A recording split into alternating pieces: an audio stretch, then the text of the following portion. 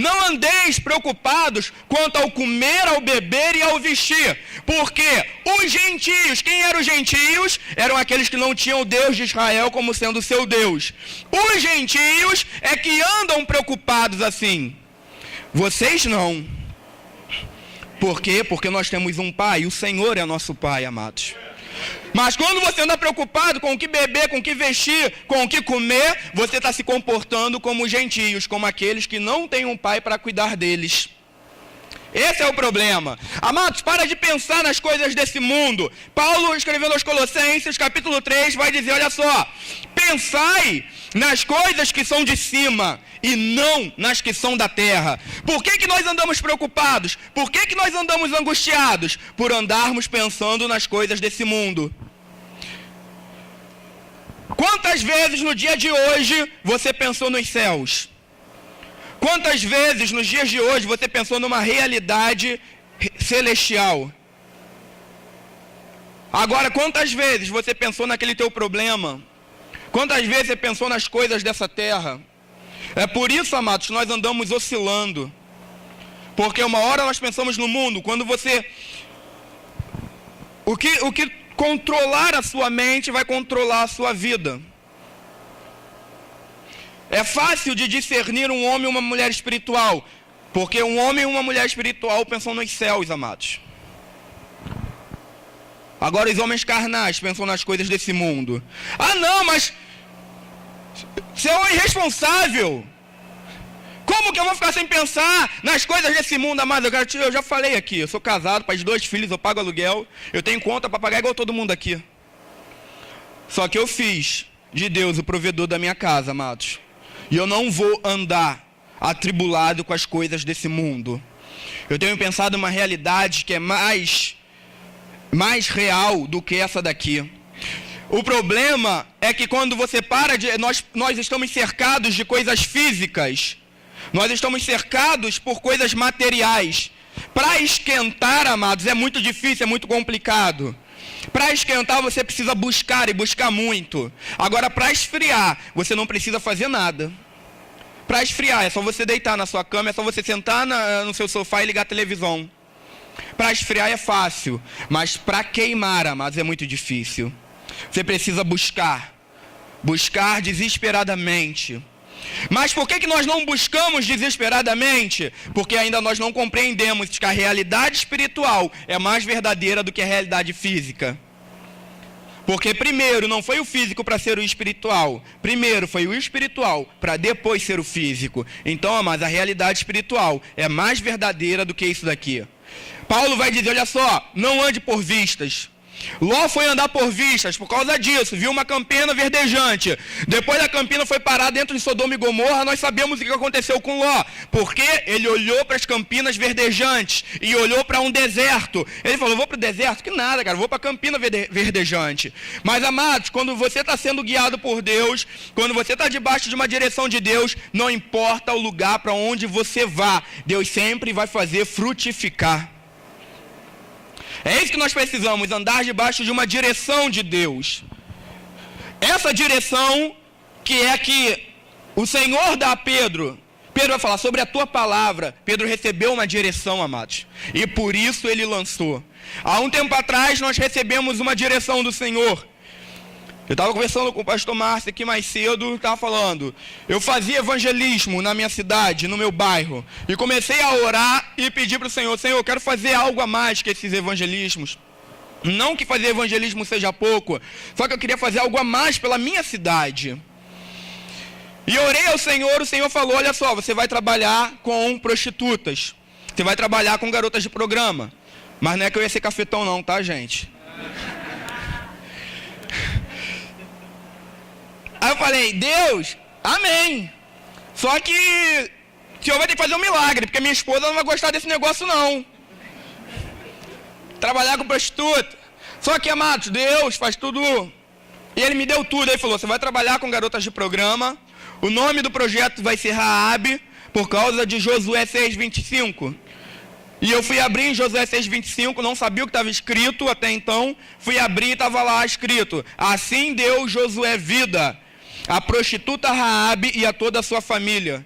Eu entendi que o Senhor estava nos chamando para dar vida àquelas meninas e à família delas.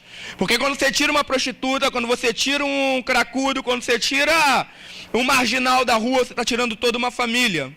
Hoje tem algumas mulheres lá que nós conhecemos, nós estamos há 3 anos fazendo esse trabalho e se prostitui a mãe e a filha do lado. Existem algumas mulheres que o marido leva a mulher, a esposa, para se prostituir e depois vai buscar a esposa. São famílias, amados. Então não é só uma prostituta que nós tiramos da rua. Em 3 anos nós já, graças a Deus, conseguimos tirar alguma dessas mulheres dessa vida. Mas não foi só a vida delas, nós tiramos a família. Graças a Deus. E eu falei, Deus, eu vou orar, porque é tanta coisa que falam, e eu não sei como que faz para trabalhar com essas mulheres. Falam que tem que ter ensino, tem que ter escola, tem que ter treinamento, falam tanta coisa. E eu falei, não tem, então eu vou orar. Fui falar com a minha esposa, olha só, Deus falou que a gente vai ir trabalhar com prostituta.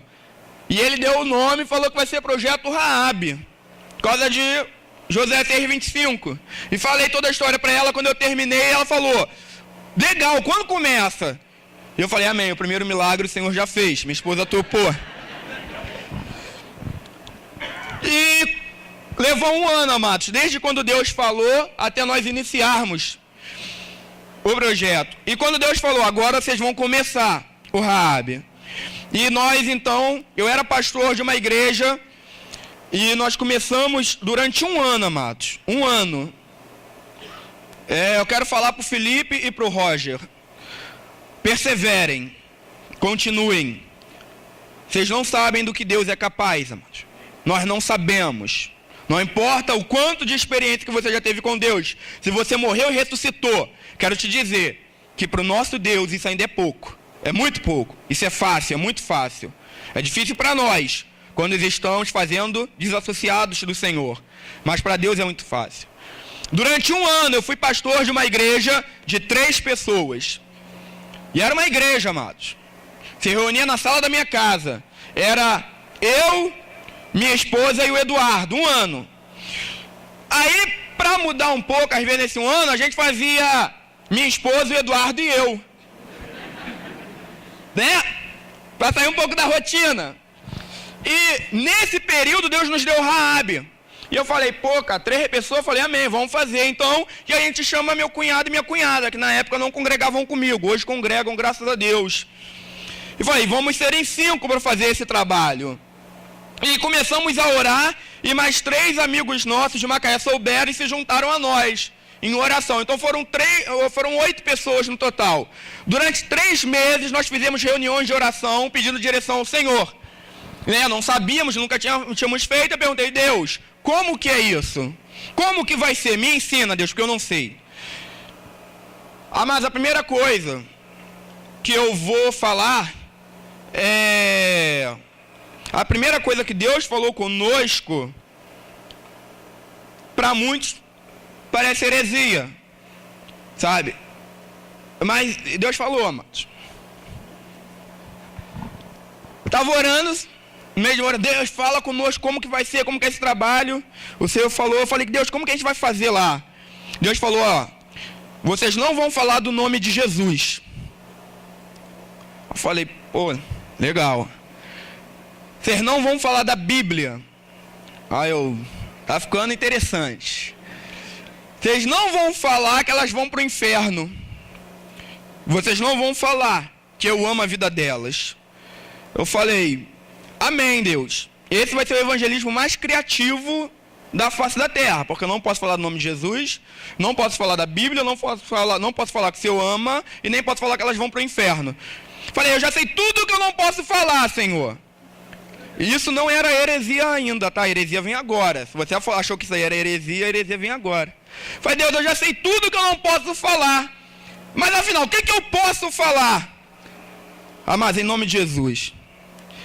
O Senhor falou comigo assim, fala da Carminha. Na época, para quem não entendeu, estava passando a novela Avenida Brasil. O Senhor falou, fala da Carminha. E eu achei estranho, né? E antes que eu pudesse falar qualquer coisa, não, Senhor, porque em toda a minha vida eu nunca comi nada impuro. Lembra de Pedro, quando desce um lençol branco cheio de animais impuros? Antes que eu pudesse falar isso, eu percebi que o Senhor não só apenas sabia da Carminha, como ele conhecia bem a novela. Porque ele falou comigo, fala da Carminha, fala que o Tufão, aquele trouxa, não sabe que ela trai ele. E eu falei, Deus, você tá sabendo, hein, pai? Quase que eu pedi para me adiantar logo os últimos capítulos da novela. Eu falei, Deus, e agora? Agora vai dar ruim, porque os crentes falam que novela é pecado, como é que eu vou falar para os caras que a gente vai evangelizar? Olha só, Deus, o negócio tá ficando meio esquisito. Eu vou falar que a gente vai evangelizar prostituta, e que para evangelizar prostituta não pode falar do nome de Jesus, mas tem que ver novela. Falei, ninguém vai querer isso, pai. Cara, falei lá com o pessoal, e Deus foi dando todas as direções. Falou, vocês vão levar uma mesa, vocês vão levar cadeiras, vocês vão levar um café, bolo, refrigerante, cachorro quente, e vocês vão convidar essas meninas para se sentar e comer com vocês. Deus falou com a gente, eu quero que vocês criem um ambiente. Eu quero que vocês criem um ambiente onde elas se sintam amadas, onde elas se sintam protegidas. Quando elas se sentirem amadas e protegidas por vocês, elas vão abrir o coração dela para vocês. Quando elas se sentirem protegidas e amadas, elas vão confiar. Quando elas confiarem, elas vão abrir o coração para vocês. Quando elas abrirem o coração para vocês, o meu espírito vai entrar na vida delas. Eu só quero que vocês preparem esse ambiente, um ambiente de amor, um ambiente de proteção. Porque é tudo que uma prostituta não tem na noite, amados. Amor e proteção. É tudo que essas mulheres não têm. E Deus queria que nós, como igreja, proporcionássemos esse ambiente para elas. E hoje, com o passar do tempo, nós sabemos o porquê que o que o Senhor queria dizer quando nos disse para nós falarmos da Carminha. O Senhor estava dizendo, falem de coisas do dia a dia, falem de coisas que fazem parte do cotidiano, coisas pelas quais elas se interessem.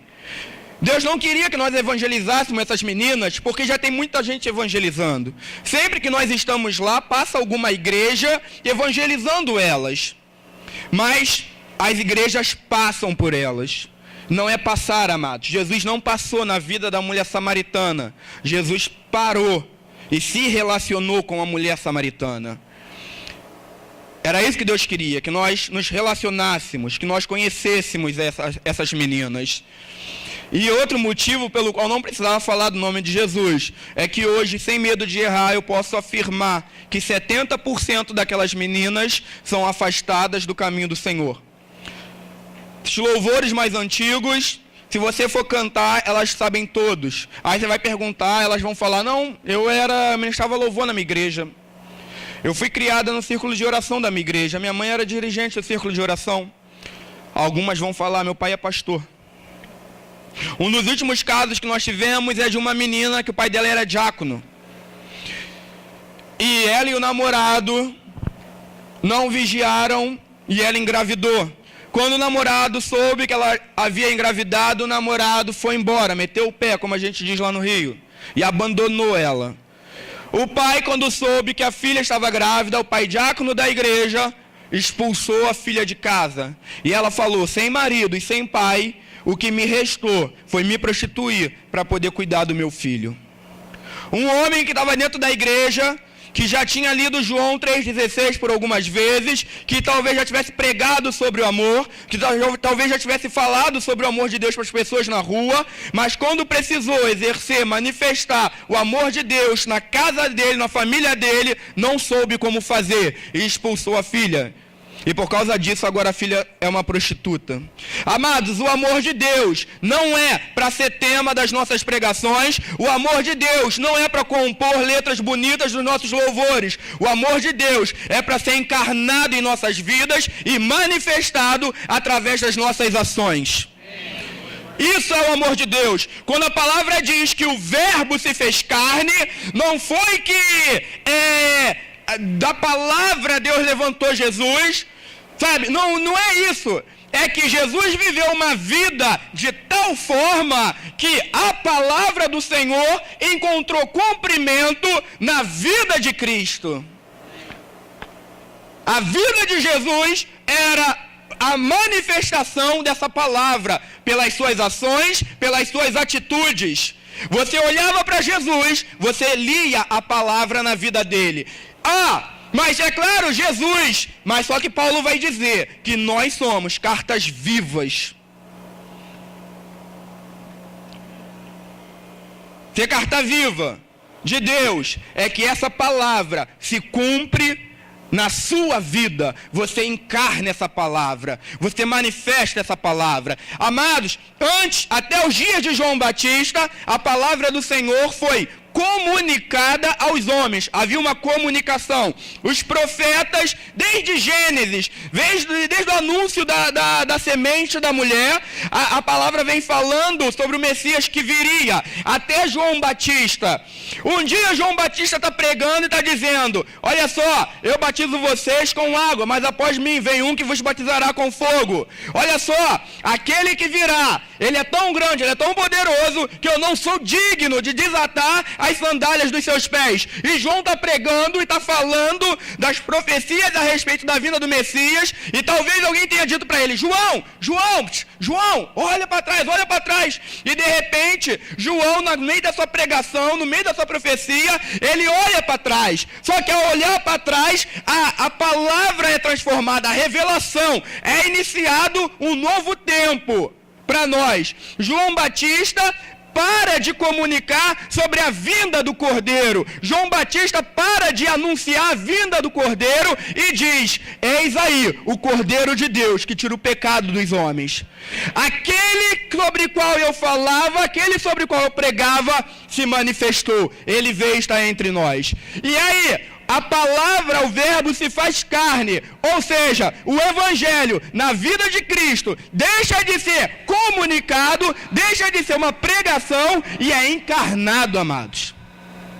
É encarnado. É isso que o mundo precisa ver em nós.